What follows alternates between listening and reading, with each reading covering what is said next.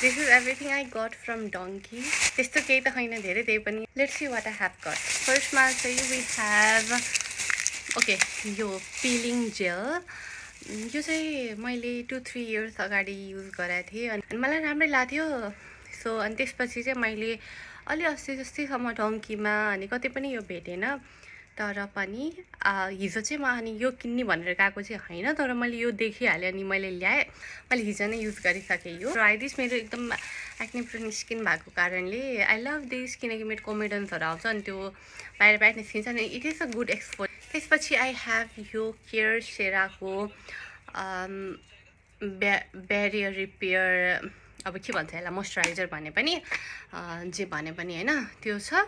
अनि यो चाहिँ लाइक मैले यो फर्स्ट टाइम युज गर्न लागेको हो. अनि त्यसपछि छ मसँग यो पिम्पल प्याच. यो चाहिँ मैले फर्स्ट टाइम युज गर्न लागेको हो भिटी कस्मेटिकको चाहिँ.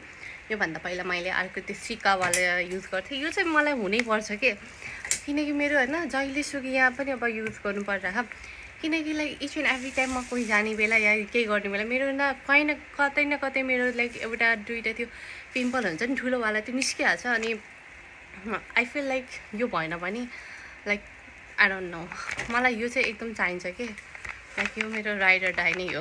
अनि त्यसपछि वी हेभ इम्पोर्टेन्ट कुरा अझै बढी यो sunscreen. One of the favourite हो, किनकि आई डोन्ट नो यो एकदम राम्रो छ कि, लाइट वेट छ अनि यसले वाइट कास्टहरू पनि दिँदैन अनि त्यस्तो बडी त्यो ओइली पनि देखाउँदैन. मलाई एकदम राम्रो लाग्छ यो वाला चाहिँ. यो अलमोस्ट मेरो 4 बोतल होला, आई डोन्ट नो.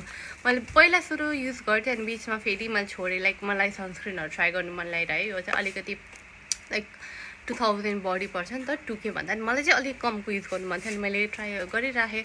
तर पनि अरूहरू लाउँदाखेरि अलिक धेरै ओइली देखिने हुन्थ्यो स्किन, लाइक त्यही भएर मलाई यो मन पर्यो. That's everything I have got from donkey. अनि मैले चाहिँ कति धेरै भिडियोहरू देखिरहेको थिएँ कि यो ल्याएको त्यो ल्याएको भनेर, अनि मैले why not let's make a video भनेर बनाएको. So yeah, thank you for watching. Bye by.